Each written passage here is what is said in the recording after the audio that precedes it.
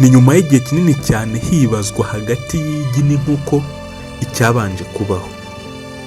Usanga bamwe bavuga ko ari igi, abandi bakavuga ko ari inkoko. Bamwe bati inkoko niyo itera igi, abandi ati igi niryo rivamo inkoko, ku buryo usanga kugeza na n'ubu ari ibintu byabuze gica, aho usanga abantu benshi bakibyibazaho. Niba nawe warategereje kuba wakumva igisubizo cya nyacyo ukaba usa nk'uwaheze mu rujijo, uyu ni wo munsi kugira ngo uze kuza kubisubizwa. Hifashishijwe ubushakashatsi butandukanye kandi bwimbitse, uraza kumenya icyabanje hagati y'ibi bintu bibiri. Niba uri mushyashya ari ubwa mbere ugeze aha ngaha, nagusaba gukora subscribe. Niba nawe dusanzwe tubana, ni iby'umugisha kandi ni iby'agaciro, kuko aho tugeze niweho tuhakesha. Niba warakanze subscribe, ukande ku nzogera. Nawe nukunda ikiganiro cyacu uze gukanda kuri like. Nge tugiye kubana muri iki kiganiro, nitwa Papa Legacy, ndaza kubakirira n'umutumirwa udasanzwe uraza kutubwira kuri iki kiganiro. Ntuze kujya kure cyangwa ngo hagire akantu na gato kagucika. Tudatinze mu magambo rero, katwakire umutumirwa. Ikaze. Reka tuvuge ku nkoko. Muri iyi si hari inkoko miliyari 26. Inkoko nibwo bwoko bw'inyoni buri ku isi ari bwinshi. Izi nyoni twisi inkoko twatangiye kuzorora mu myaka 8,000 ishize. Abantu bagitangira korora inkoko ntabwo bazishakagaho amagi cyangwa se inyama. Bashakaga kujya bareba uko zirwana. Kuriya kuntu ubona ziteye, inyamaswa zazinye mu myaka miliyoni 65 ishize zitwaga tyrannosaure zasaga. Gusa zo zari nini cyane kurusha izindi nyamaswa zose tuzi. Ikizitandukanya n'izindi nyoni nuko zo zifite ibirokoroko, nubwo hari n'izindi nyoni nke nazo zigira ibirokoroko. Ikindi nuko zamaze gutakaza ubushobozi bwo kuguruka ngo zigere kure, ariko zimwe muri zo zishobora kuguruka ikaba yagwa mu giti hejuru cyangwa se ikaba yarenga uruzitiro. Inkoko ni inyoni z'indya byose. Zirya udusimba duto nk'iminyorogoto, ibinyampeke, zikarya n'inyama. Zishobora kwihigira ibizitunga birimo nk'ibikeri, imiserebanya n'imbeba. Zifite uburyo bwihariye bwo gutumanaho hagati yazo, kandi muri zo habamo umuyobozi. Ntabwo bibaho kenshi, ariko inkoko ishobora kuvuka ari inkokokazi ikazahinduka isake imaze gukura. Gusa ihinduka isake ibishobora kubika no kumera ibirokoroko binini ndetse n'ibindi bice by'umubiri by'isake, ariko itakwimya. Inkoko ni inyoni ishobora kuba umumama mwiza w'abana bayo, ikabahangayikira kandi ikabigisha uko babaho. Ubuhangange bw'ikinyabuzima bubaye bushingira ku bwinshi bwacyo, ubwo twaba tuba mu isi y'inkoko kubera ubwinshi bwazo hano ku isi. Buri mwaka nibura mu isi habagwa inkoko miliyari 65. Izi ni izororwa mu gihe kitarenze amezi 2 bakazibaga. Inkoko miliyari 65 zikubye inshuro hafi 65 ingurube n'inka zibagwa buri mwaka. 25,500. Uyu ni umubare w'amaduka cyangwa se resitora ziri mu isi zicuruza inkoko zabazwe kandi zatetswe zigashyirwa mu bikombe cyangwa ibikarito. Ndabasuhuje, nitwa Ismael Mwanafunzi. Inkoko tuziziho ibintu bike cyane. Mu mutwe wazo habamo iki? Ziratekereza. Zitekereza iki? Zibona izindi nyamaswa zite? Ni gute igi ry'irema mu nda y'inkoko rigakura kugeza risohotse rikazavamo umushwi cyangwa se umureti? Mu isi hari amoko arenga 10,000 y'inyoni. 7 muri yo niyo twahisemo korora. Muri aya moko 7 y'inyoni tworoye, inkoko nizo zarushije andi moko kutugirira umumaro no kororoka cyane. Kubera iki? Iyo bavuze amagi, ni bangahe batekereza ndendo cyangwa se imbata? Mu nyoni zose ziri ku isi, kubera iki inkoko ziri muri nke twahisemo korora kandi zikororoka kurusha izindi? Nyuma y'iki kiganiro ushobora gutangira kubona inkoko mu buryo butandukanye n'ubwo wazibonagamo. Tubahaye ikaze.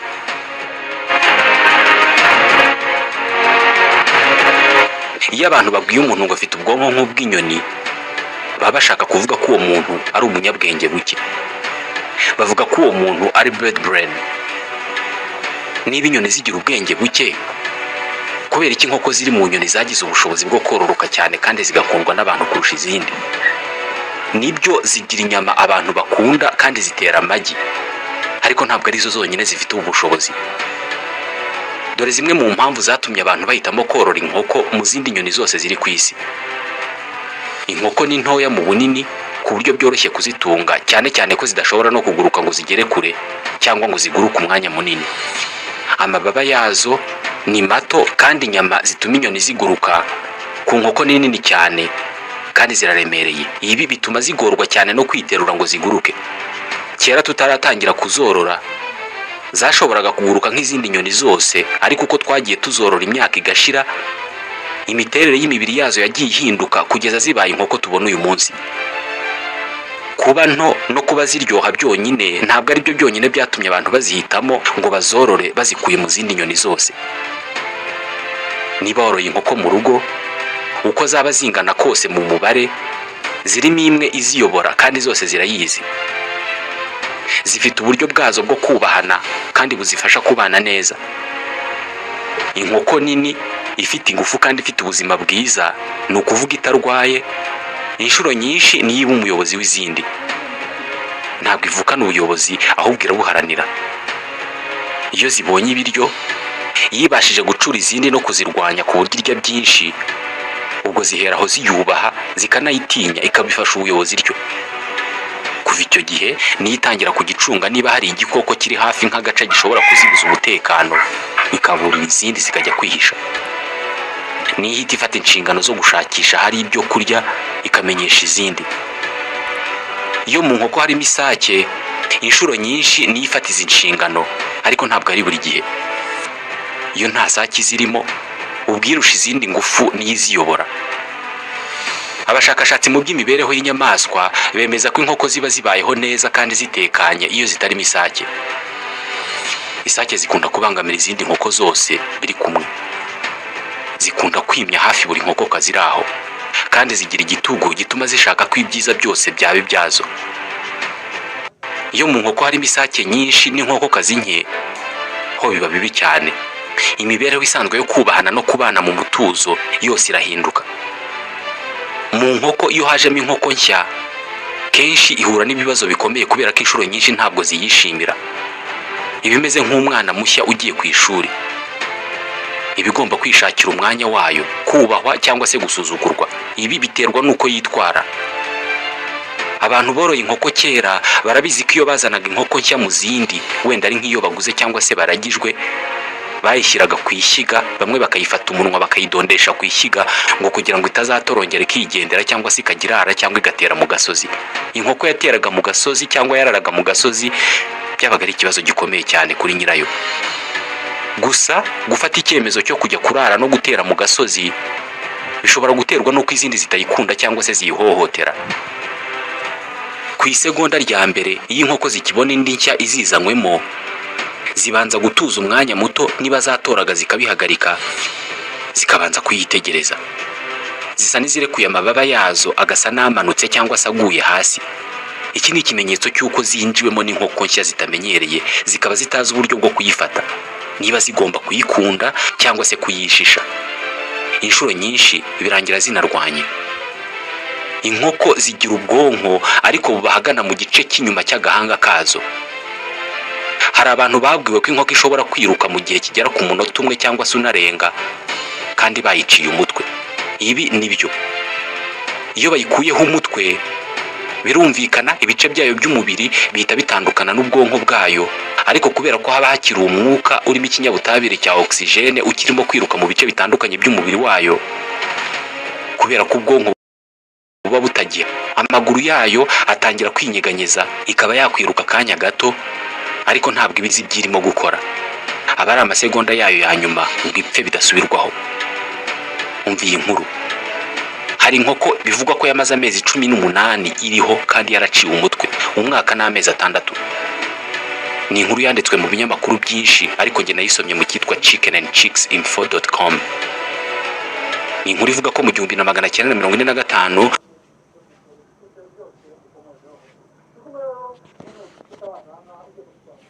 umworozi w'umunyamerika witwaga Lloyd Olsen yari arimo kubaga zimwe mu nkoko ze, maze imwe muri zo ayiciye umutwe yihorera. Bukeye asanga iracyari nzima igenda. Iyo nkoko yitwaga Mike. Yatangiye gusurwa na ba mukerarugendo benshi. Ni muri Colorado. Bayiciye umutwe ku itariki ya 20 y'ukwezi kwa kane mu 1900, ipfa ku itariki ya 17 y'ukwa gatatu mu 1947. Lloyd Olsen yayitemberanye hose mu gihugu, abantu bakaza kuyireba bakamuha amafaranga. Yayigaburiraga ibiribwa biri mu nshinge yayiteraga. Byemejwe ko mu kuyibaga batayikuyeho ubwonko bwose uko bwakabaye. Hari igice kinini cyabwo cyasigayeho, bituma ibice by'umubiri wayo bikomeza kubaho no gukora. Bivugwa ko ubwonko bwazo bungana n'urunyobwa runini cyangwa se igishyimbo. Bitewe n'uburyo zibana zifite umuyobozi kandi zikubahana, byoroheye abantu kuzorora. Dore indi mpamvu byoroshye kuzorora. Dr. Tom Pizzari ni umushakashatsi wamaze imyaka 10 yiga ku nkomoko y'inkoko. Aza abakurambere baza baribo.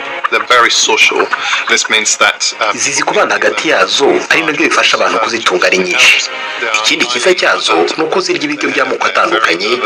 Ikindi nanone ni uko zishobora kuba ahantu hatandukanye, haba hashyushye cyangwa hakonje, ahari ikibaya ndetse no mu misozi miremire. Iyo ari nyinshi ziri mu mbuga cyangwa se aho ziba, iyo zirimo kurira mu kintu kimwe cyangwa se zirimo gutora, buri yose ibizindi nk'uko natwe tuziranye ku masura n'amazina. Uburyo bwazo bwo kudondana, iyo imwe itishimiye indi, nabwo bufite icyo busobanura. Imwe irakariye indi cyangwa se itewe umujinya n'indi, yidonda ku mutwe cyangwa se ku ijosi, kandi ikabikorana ingufu igamije kuyibabaza. Iyo zirimo kurya cyangwa se kunywa zisangira, nabwo ziba zifite uburyo zitumanaho, bikaba byatuma wowe nk'umuntu umenya inkoko iziyobora iyo ariyo. Dr. Siobhan Abeysinge ni umuhanga cyane mu myitwarire y'amatungo. Ni umuveterineri ukora muri kaminuza ya Royal Veterinary College i Londres mu Bwongereza. Inshuro nyinshi inkoko cyangwa inyoni ishaka ko izindi ziyitinya, ikoresha uburyo bwo kureba ikijisho izindi zigira iruhande. Izindi iyo zibonye zirebye gutyo, kenshi zireba ku ruhande zidashaka guhuza amaso nayo, ndetse inshuro nyinshi zikayihunga. Hari ubwo zishobora kuba zirimo kurya cyangwa se kunywa, hakagira imwe iza isanga izindi, ukabona zihise zihunga kandi itigeze zirwanya. Iki gihe uhita umenya ko iyo ngiyo ari iziyobora. Iraza kuzireba byonyine bikazitera ubwoba zigahunga. Buri tsinda ry'inkoko zibana ziba zifite amategeko n'amahame zigenderaho mu gihe zirimo gutora cyangwa se kurya ibyo zagaburiwe. Buri yose ibiza umwanya wayo. Ibi bizirinda kurwana buri gihe uko habonetse ibyo kurya. Ni nk'uko natwe uko utumvikana kose kutubayeho, tutagukemuza kurwana, kandi ntabwo ariko buri gihe twishimira uko abandi badufata. Ukubahana kwazo kuri mu bituma tutaziragira. Turazikingurira zikirwa ziragiye, bwakwira zikicyura. Hari amoko arenga 200 y'inkoko tworora. Abantu bamenye kubangurira amoko yazo atandukanye akavamo ubwoko bushya. Zimwe tuzorora kugira ngo zitere amagi byonyine, izindi zikaba izo kubagwa byonyine. Hari n'izigenewe kororoka. Nkaho ibi bidahagije, hari n'izo tworora kugira ngo zijye zirwana turebe uwo murwano twishime. Game birds. Ubu ni ubwoko bw'umukino. Mu mico imwe n'imwe y'abatuye isi, hari abantu borora inkoko zagenewe kurwana. Abantu bakishyura amafaranga bakinjira mu byumba byagenewe imikino, bakazana inkoko 2 cyangwa se zirenze 2, bakaziteranya, ndetse zimwe bazambitse ibyuma bityaye ku minwa, ubundi zikarwana kugeza imwe yishindi, ubundi nabo bagatega amafaranga iyishindi, abayitegeye bakaba baratsinze. Bitekerezwa ko inkoko zifite inkomoko muri Thailand. Zajyanwe mu Burayi mu myaka 2000 ishize. Umukurambere wazo ni inkoko yitwa Jungle Fowl. N'ubu iracyahari. Iba mu mashyamba. Iyi ngiyo iraguruka ikagera kure. Kuva mu kinyejana cya 15, inkoko zakwirakwijwe hirya no hino ku isi, zikwirakwijwe n'abakoloni b'Abanyaburayi. Bazishakagaho amagi, inyama no kuziteranya ngo zirwane bagamije kwishimisha. Zimaze imyaka ingana uku zitangiye kororwa, ariko aho ziba mu ngo zacu ziracyafite imyitwarire nk'iy'abakurambere bazo bafite ubu ngubu aho mu mashyamba. Jungle Fowl aho ziba zikunze kwihisha mu bihuru iyo zumvise hari inyamaswa iri hafi aho ngaho ishobora kuzigirira nabi. Isake zazo zigira ubwoko bw'amajwi zisohora yo kuburira izindi iyo zumvise hari igisimba kiri hafi aho ngaho. Iyo zirimo gutora, imwe muri zo ishinzwe kuyobora izindi ikunze kuba ari isake cyangwa se inkokokazi irusha izindi ngufu, iba irimo gutora, ariko buri gihe amaso yayo n'amatwi yayo ahora arekereje ngo yumve inarebe niba hari icyago kiri hafi aho ngaho. Iyo ibonye agaca cyangwa igisiga, iba ihagaritse gutora igatuza mu gihe cy'akanya runaka, ikihengeka ikarebesha ijisho rimwe mu kirere. Yabona igisiga ikavuga gutya.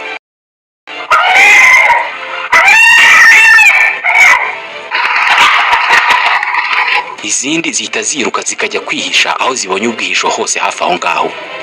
Kenshi zihisha hamwe ari itsinda rinini.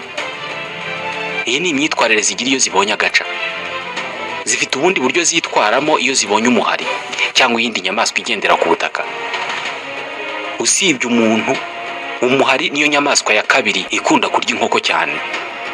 Iyo ziwubonye ziri mu gisambu, zigerageza guhungira mu giti. Zifite ubushobozi bwo kureba umuhari, zikamenya umuvuduko urimo kugenderaho uzisanga, zikawuhunga zigendeye kuri uwo muvuduko. Iyo bafashe ikibumbano cyangwa se igipupe cy'umuhari, bakagishyira ku kintu kigikurura ku buryo kigenda kinyerera kitinyeganyeza nk'umuhari urimo kwiruka, inkoko iyo zikibonye ntabwo zikanga, kubera ko mu buryo buzoroheye cyane ziba zibona ko atari umuhari wa nyawo. Inkoko zireba ukwinyeganyeza kw'ikintu, umuntu cyangwa inyamaswa, ku muvuduko ukubye kabiri uwo abantu bakoresha mu kubibona. Imbwa yiruka twebwe tuyibona tunyuzeho ku muvuduko munini cyane, ariko inkoko zo zibona igenda buhoro ku buryo zishobora kuyihisha byoroshye. Ibi nibyo bituma zishobora gutandukanya umuhari urimo kwiruka n'amaguru yawo n'umuhari w'ikibumbano cyangwa se igipupe barimo gukurura ku kintu bigaragara ko kirimo kuwunyereza. Bizitwara igihe kitageze no ku isegonda ngo zibe zibonye ko umuhari ari muzima urimo kwiruka, cyangwa se niba ari ikibumbano cyangwa igipupe. Amaso y'inkoko buri rimwe ririgenga. Iry'iburyo rikora akazi ko gushaka ibyo kurya nko mu gihe irimo kuraha, irimo gutora. Iry'ibumoso ryo ryibanda ku kureba niba nta nyamaswa iri hafi aho ngaho ishobora kuyigirira nabi, cyangwa se iyo inkoko ubwayo ishobora kwica nk'imbeba cyangwa se igikeri. Inkoko nayo ubwayo ni impigi ikomeye cyane. Amaso yayo rimwe rishinzwe kumenya ibiyihiga ngo ibyihishe, irindi rikareba ibyihiga ngo ibifate. Icyarimwe ni impigi ikaba n'umuhigo. Ibaho ihunga ibiyihiga, nayo ikagira ibiyihunga kubera ko ibihiga. Ni kimwe n'izindi nyamaswa zose ziri ku isi. Igikeri, umuserebanya cyangwa se imbeba iyo bibonye inkoko, byiyumva nk'uko inkoko yiyumva yibonye umuhari cyangwa agaca. Inkoko yica igikeri n'imbeba mu buryo bubi cyane kandi ku muvuduko munini cyane. Akabeba gato irakica ikakamira bunguri. Ni nako ibigenza ku gikeri cyangwa umuserebanya. Muri zo ziracyifitemo bwa bunyamaswa bwo mu gasozi. Twigeze kubivugaho ko inkokokazi zidakunda isake iruhande rwazo kubera ko isake iba ishaka kwimya buri nkoko iri iruhande, kandi ibi ngibi bibangamira inkokokazi cyane. Ikindi, ntabwo inkokokazi zikeneye isake kugira ngo zitere amagi. Ariya magi yose murya nta na rimwe riba ryabonetse kubera ko inkokokazi yimye. Gusa twese turabizi ko imwe mu mpamvu z'ingenzi zituma tworora inkoko ari uko zitera amagi. Isoko y'intungamubiri ikomoka ku nyamaswa tukayibona tutagombye kwica iyo nyamaswa. Mu 2014 babaraga ko buri muntu wese mu batuye isi yaryaga amagi 179 ku mwaka. Buri wese azi ko inkoko itera igi, ariko irigi riva mu nda y'inkoko ryirema rite, rikurira rite mu nda yayo kugeza iriteye. Mbere na mbere, igi riba ari intangangore y'inkoko. Intangangore ni akanyangingo k'imyororokere k'ikinyabuzima cy'ingore. Izi ntangangore inkokokazi irazigira ku bwinshi mu nda yayo mu cyitwa ovaire, ariko gasabo k'intangangore. Iyi nkokokazi irenze igihe cyo kwitwa ikirwana, igera mu gihe cyo gutera igi. Iyo igejeje iki gihe, mu gihe cy'iminsi 10, izi ntangangore ziri mu nda zirakura, ariko zikagenda zikura imwe imwe. Imwe muri zo igenda ifata ibara ry'umuhondo. ubwo haba hatangiye kwirema wa muhondo w'igi twese tuzi. Iyo iyi ntanga imaze gukura yabaye umuhondo neza neza, ihita yimuka ikava aho yari iri ikamanuka mu kimeze nk'igihombo gipima santimetero 50, ikagwa ahandi hantu hitwa muri oviducte. Iyo igeze aha muri oviducte ihita itangira gutwikirwa n'ikindi kintu cy'umweru, ari wo wa mweru w'igi. Bifata amasaha 3 yonyine kugira ngo wa muhondo ube umaze gufubikwa n'umweru. Uwo muhondo n'uwo mweru biba bigiye kuzafasha cyane mu kwirema k'umushwi. Iyo umweru umaze gutwikira wa muhondo, biba bisa n'ibyamaze kuba igi, rihita ritangira urugendo rumara isaha imwe, rusa n'urugana mu nzira isohoka, ariko hafi y'aho risohokera ribanza kuhatinda. Ni mu mura.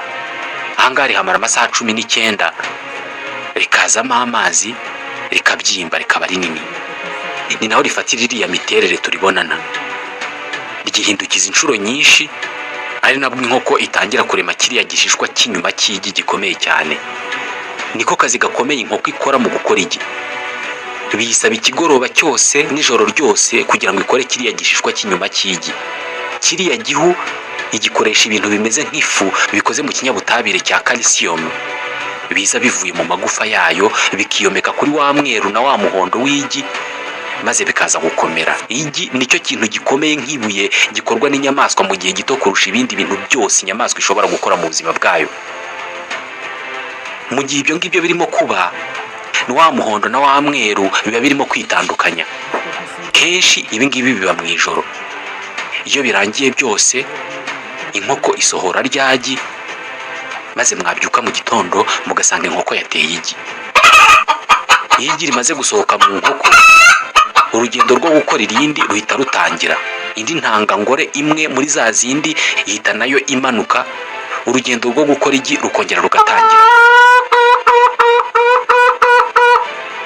Amagi yose inkoko itera ntabwo aba afite ubushobozi bwo kuzavamo umushwi. Iyo inkokokazi yimijwe n'isake, intangangabo y'isake ijya mu nkoko igategereza ko imwe muri za ntangangore zamaze kuba umuhondo, ari wo wundi uzavamo uriya w'igi, izamanuka bigahura ikayibangurira.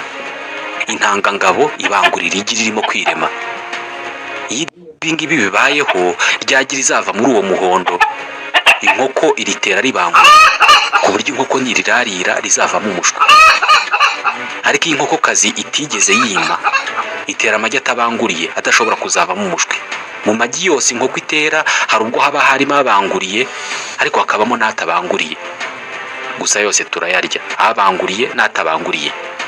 Inkokokazi ibana n'isake nyinshi ishobora kwimywa n'isake zitandukanye, ariko ibifite ubushobozi bwo guhitamo iyo idashaka, intanga zayo ikazisohora hanze zikimara kwinjira, ntizibangurire igi ryayo na rimwe.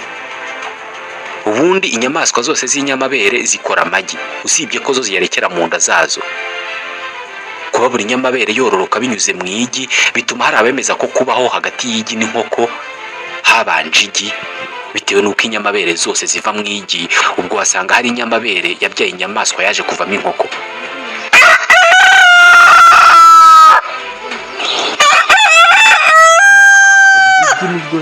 Mu bihugu byinshi by'isi, kubika kw'isake byumvikanisha ko bukeye. Nubwo no mu yandi masaha y'amanywa cyangwa se ijoro isake ishobora kubika, ariko inyinshi zibika mu rukerera.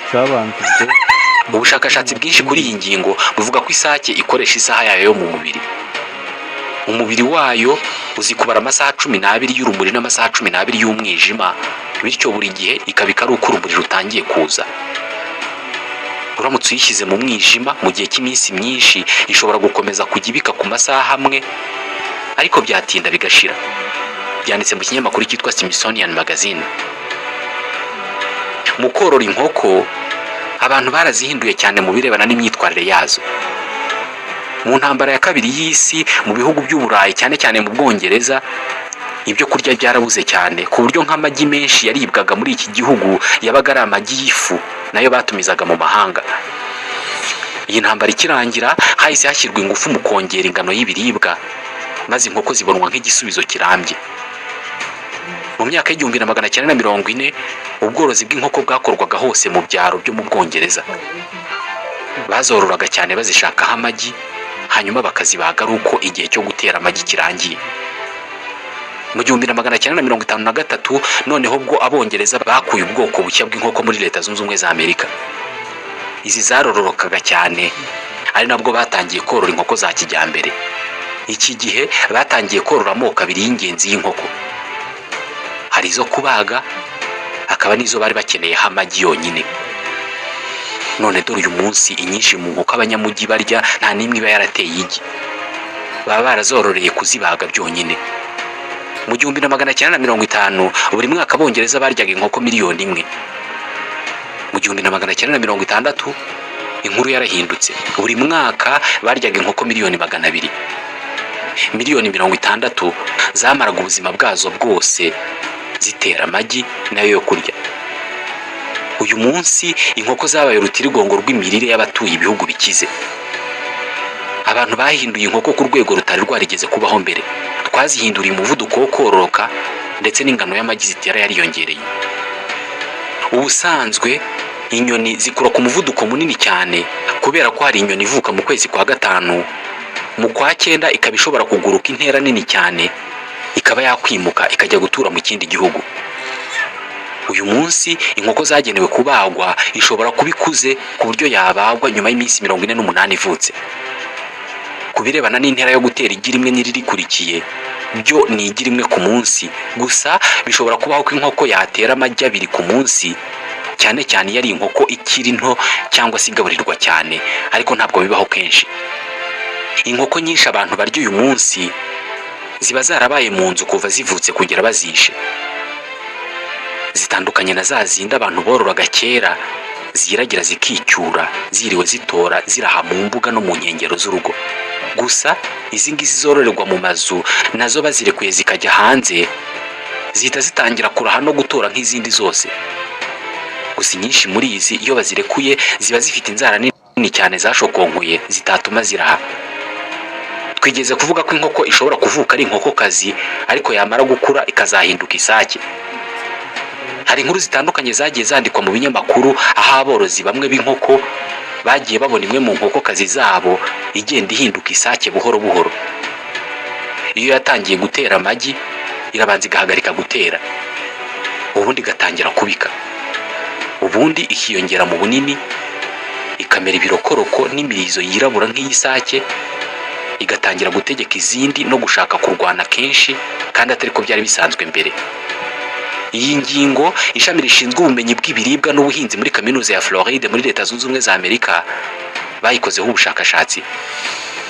Uku guhindura igitsina kw'inkoko bisa naho biba ku ruhande rumwe gusa, inkokokazi akaba ari ihinduka isake. Kugeza ubu ntaho biragaragara isake yahindutse inkokokazi.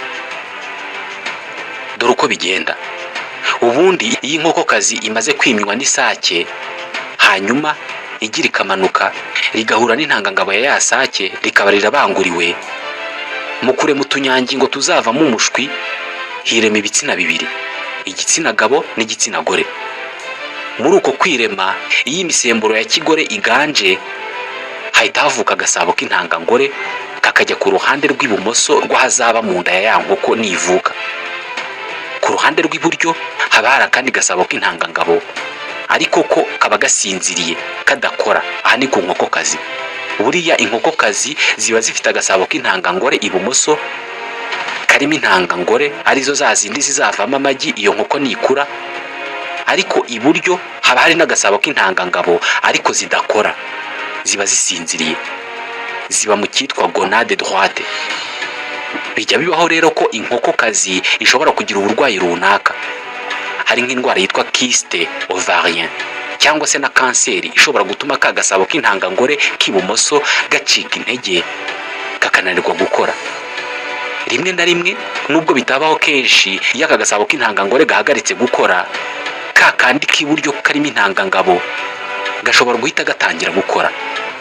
Inkokokazi rero igahita itangira kuvura imisemburo y'isake, bityo igatangira guhinduka isake mubireba, kandi mwari muzi ko ari inkokokazi. Ihinduka isake inyuma ariko imbere ibikiri inkokokazi, kubera ko nubwo ihagarika gutera amagi igatangira kubika, ikamera imirizo miremire yirabura n'ibirokoroko by'isake, ariko ntabwo ibishobora kwimya. Ibi ntabwo ari ibiba ku nkoko gusa, bishobora no kuba ku zindi nyoni. Buri gihe iyo inkoko zirimo isake iba ishaka gutegeka izindi zose. Iyo zirimo gutora n'imenya mbere amakuru y'uko hari igisiga cyangwa se indi nyamaswa ije kuzihohotera. Inshuro nyinshi ni nayo igera ku byo kurya mbere. Iyo ibonye ibyo kurya ikaba ishaka guhamagara izindi ngo zisangire, umva uko ivuga. Henshi ibi ngibi nabikora iyo igamije kureshya inkokokazi ziri muri iryo tsinda. Aya majwi nayo inkokokazi isohora iyo irimo ihamagara imishwi yayo igira ngo yereka hari ibyo kurya. Gusa inkokokazi iyo yereka imishwi yayo ibyo kurya, hari nubwo biba ari nk'urunyobwa igenda iterura rumwe ikagenda irusubiza hasi mu rwego rwo kugira ngo imishwi irubone. Hari nubwo ruba ari runini ikarucamo uduce duto dushobora kumirwa n'imishwi. Mu nkoko nyinshi iyo harimo isake ebyiri, imwe ikabasha gutinywa n'inkokokazi nyinshi, inshuro nyinshi ntabwo bishimisha ngenzi yayo, kenshi birangira zirwanye. Inkoko ebyiri zirimo kurwana, amababa yazo zisa n'iziyarekuye akamanuka hasi, zikazamura amababa yo ku ijosi akamera nk'umugara w'intare. Inkoko irimo kurwana ibyimbye amababa ku buryo yiyongera mu bunini igamije kwereka iyo birwana ko ari nini. Birashoboka cyane ko mu myaka 8,000 ishize imirwano nk'iyi ngiyi ari abantu babonye maze bifuza gutangira korora inkoko bagamije kujya bareba iyo mirwano. Iyi nkoko yamaze gutera amagi, akaba ari amagi yabanguriwe agomba kuzavamo imishwi. Muri wa muhondo w'igi ryabanguriwe, intangangore ziba zarivanze n'intangangabo zikarema icyo wagereranya n'urusoro, embryo. Numena igi ugiye kuriteka ukabona harimo akantu k'umutuku, uzamenye ko ribanguriye. Ruriya ruzaba ari urusoro. Kugira ngo igi rizemo umushwi ukure uzasohoke, bisaba ubushyuhe bwa dogere Celsius 35 mu gihe cy'iminsi 21. Ngaha aho igikorwa cyo kurarira kizira. Inkoko iba igomba kubunda hejuru y'amagi yayo mu gihe cy'iminsi 21 kandi ikajya ihindura ayo magi ku buryo buri ruhande rubona ubushyuhe buhagije. Ku munsi wa 6 inkoko itangiye kurarira, imishwi iba yatangiye kwirema. Umushwi ubutungwa n'ibyahoze ari wa muhondo w'igi biba bizamuka bikawugeraho binyuze mu birimo guhinduka imitsi. Ku munsi wa 12 uyu mushwi uba wakuze ku buryo wa muhondo w'igi uba utakiwuhagije. Noneho utangira no kurya cya gice cy'umweru w'igi, ukazagera no gutangira kurya cya gihu cy'inyuma gikomeye cyane. Calcium igize kiriya gihu niyo ifasha mu kwirema kw'igikanka cy'uwo mushwi. Buriya igi rigaragara nk'iridafite umwenge na muto, ariko riba rifite utwenge duto cyane udashobora kubona. Utwo twenge rero nitwo tunyura mu mwuka, uwo mwuka wagera imbere mu igi, ibiwugize byitwa oxygene bikinjira mu mitsi y'akagashwi karimo kwirema, bikakageraho kugira ngo gashobore gukura neza gahumeka. Muri icyo gihe inkoko irimo kurarira ijya inyuzamo ikavuga mu buryo imishwi iri muri ya magi yumva ijwi ryayo. Uyu munsi kubera ko dukeneye inkoko nyinshi cyane zivuka vuba, abantu bamaze gukora ibyuma byigana inkoko kurarira amagi menshi kandi bikayaturaga vuba ari menshi cyane, hakaboneka imishwi myinshi. Mwanafunzi wakoze cyane, ndizera ko abantu bakunze ba Uncle Entertainment basobanukiwe. Reka tuzahure mu kiganiro cy'ubutaha kandi nanjye ndabashimiye. Ngiye nitwa Papa Legacy, nari kumwe na Ismail Mwanafunzi.